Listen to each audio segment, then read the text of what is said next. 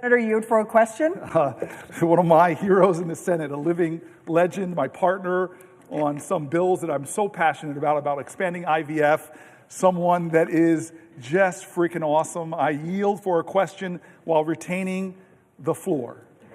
Thank you, Senator Booker, for taking this important stand and for doing so much to make it clear how much pain Donald Trump and Elon Musk are inflicting on the American people in every sector of our society. I'm going to be asking you a question about what you've heard from agricultural businesses in your state about the damage that this administration is doing and the jobs that either have been or will be lost as a result. But I thought I would give you some background on what I'm hearing as well. I want to focus this body's attention on our nation's farmers and ranchers who seem to be getting punched day after day, week after week by the Trump-Musk oligarchy. Whether it's their harmful tariffs that hurt our soy and corn farmers, canceling and freezing more than $1 billion in funding for schools and food banks to purchase food from local farmers, or halting reimbursement and contract payments that our farmers are already owed, the senator from New Jersey and I are both working together to undo some of the most harmful impacts of these disastrous decisions, including joining forces to push his Honor Farmer Contracts Act forward. We're also starting to hear reports from farmers about just how damaging the Musk-Trump dismantling of USAID is. Jobs and businesses right here. Example, I don't know if the senator has heard, but in North Carolina, they had $2.2 billion in USAID awards, including for 27 large-scale farmers who were fulfilling orders for humanitarian food assistance, and 4 universities who were receiving agricultural research funding. More than 300 North Carolina workers have lost their jobs as a result of this freeze. In Georgia, they had over $389 million in USAID awards, including 9 large-scale farmers fulfilling orders for humanitarian food assistance and 6 universities receiving agricultural research funding. Arkansas had over $210 million in USAID awards, including purchases of rice, grain, and beans from our farmers. Florida has lost $91 million in USAID awards, including $38 million to the University of Florida to improve livestock productivity and food security in developing countries. Texas lost over $48 million in USAID awards, including 9 large-scale farmers fulfilling orders for humanitarian food assistance and 8 universities receiving agricultural research funding. The list goes on and on. My neighbors in Iowa over time now have lost over $4 million in USDA food commodity sales. They have gained they had a total of over $149 million in purchases through USDA and other programs for USAID. Illinois has lost $245 million in aid in farm income that would go towards USAID and aid programs. I think that our farmers have been hit with body blow after body blow from this administration, an administration that in their first term and even in the second term promised that they would look out for America. But I have to say to my friend from New Jersey, I don't think that this administration has lived up to their promises to farmers. Remember that a nation that cannot feed itself, if we lose those family farms, if we lose our ag sector, we cannot lead the free world. We cannot feed ourselves. And frankly, farmers have been hit over and over again. These incoming tariffs are going to be disastrous for our farmers. I was just in South Central and Southern Illinois, just across the Mississippi River from Missouri, talking to our farmers in St. Clair County, Illinois. And you know what they tell me? They tell me that the tariffs are going to affect their products being sold overseas. Our top products in Illinois: corn, soybean, pork.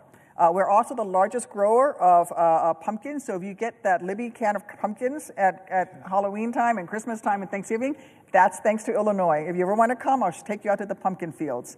So it's the best pumpkins in the country. But frankly, they are being hurt over and over and over again. And so they're going to see the prices on their commodities affected. They can't sell their products overseas to the top countries that purchase their products. At the same time, their inputs, the fertilizer, the equipment that they need will be more expensive. The tariffs against Canada in terms of steel and aluminum is affecting John Deere. John Deere, hundreds of years old, an American company founded in the heartland of this great nation, is laying off people. And so we have to do better by our farmers. And our farmers have been betrayed time and time again by this Trump administration. They promise big things, but then they come in And by cutting programs like USAID, they are hurting our farmers, their bottom line. I sat down and I met with farmers who were 7th generation, 8th generation watching the teenage son of the farmer, and they're afraid that they're not going to have a farm there anymore. Their products, their margins are so tiny that they don't think they're going to make it. So my question to my colleague from New Jersey is, what are you hearing from farmers, and why do you think this administration is taking so many actions that hurt them and hurt American jobs? I love my colleague. I love how she's been standing up quite figuratively time and time again on issues. She's really inspired me. I've told folks that on social media I have been celebrating, elevating, liking her content. Thank you. She is truly fierce and is a voice that gives me strength. And today she's asking me about one of my favorite subjects. A lot of people were surprised. My staff knows this story well, that I'm on the Ag Committee. And when one of my staffers, a guy sitting over here, Adam Zipkin, who's been with me since 1998, came to me and said, you should go on the Farm Committee, this is going to get me in trouble, I laughed at him. I had committees I loved. And what's that old saying? At first they laugh at you, then they fight you, and then they finally accept it. He told me all the issues I care about intersect with our farm and food system, that our farmers are such vital parts of America. They need more people standing up and fighting for them, because the American farmers are getting screwed. We're losing thousands of farms in this country. Family farmers are going belly up. The math doesn't work for them. And this president, as you've pointed out, oh gosh, President Trump is causing an unprecedented amount of chaos, instability, and harm for farmers. Farmers already deal with so much uncertainty from prices, weather, pests, and more. They should not have to deal with uncertainty that our government won't follow through, as you said, on contracts. On contracts. I've had farmers from New Jersey to Texas coming to my office about this president freezing contracts that we approved in a bipartisan manner, putting them in financial crisis. One of the first things that Trump and Musk did is freeze thousands of contracts and agreements that have been already made with our farmers.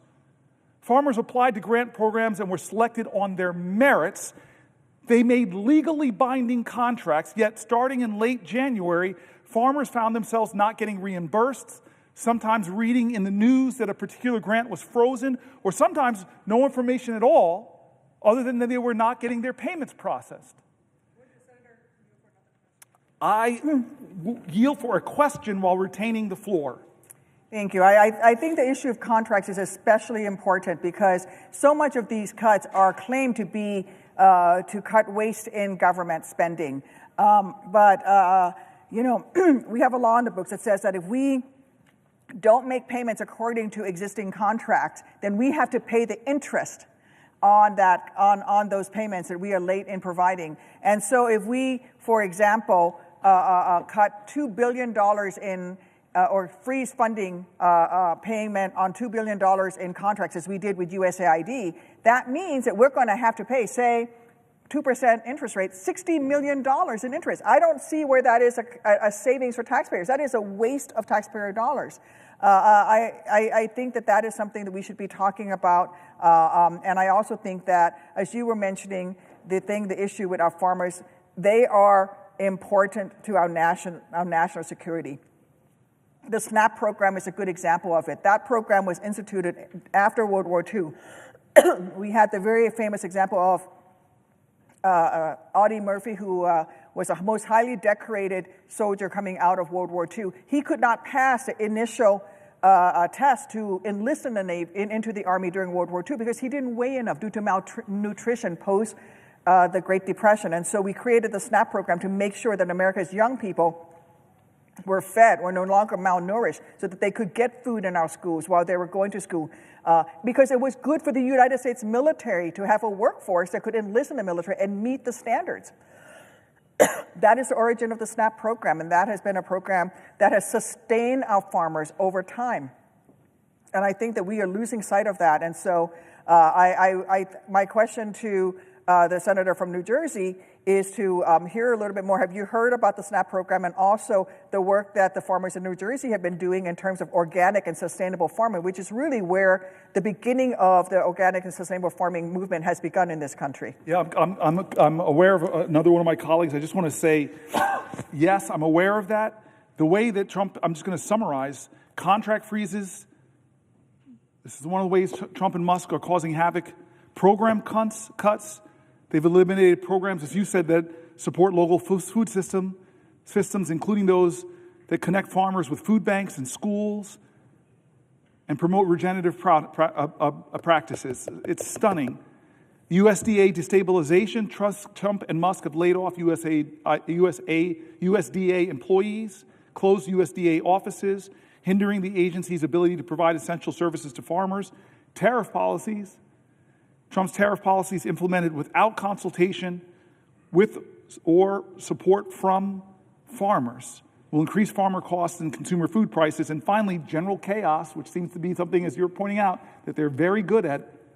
Farmers already deal with so much uncertainty from prices, weather, pests, and more. They should not have to deal with uncertainty from Donald Trump's administration that will undermine everything that they do. A question for the senator from New Jersey. I will yield for a question while retaining the floor. I would like to ask the senator from New Jersey a question pertaining to the Farm Bill. You speak to uncertainty. One of the things that I've heard from my agricultural sector and my farmers, Farm Bureau in Illinois, is the desperate need for this body to pass a Farm Bill, especially when it comes to crop insurance, the crop insurance program, as well as, again, retaining SNAP benefits.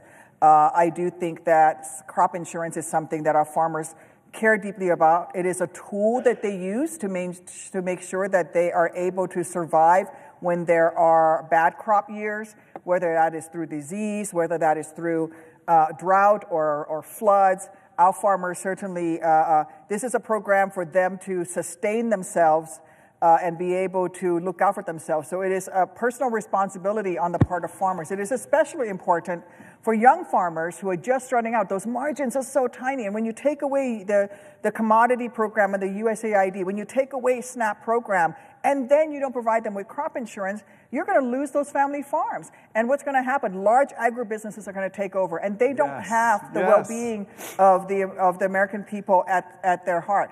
And so, I would love to hear from the senator from New Jersey would you agree that what we should be doing right now is not attacking farmers and cutting commodity programs and cutting and freezing funding for USAID that it provides a market for farm products, but instead we should be working on passing a farm bill? Yeah, I love you for bringing these things to point.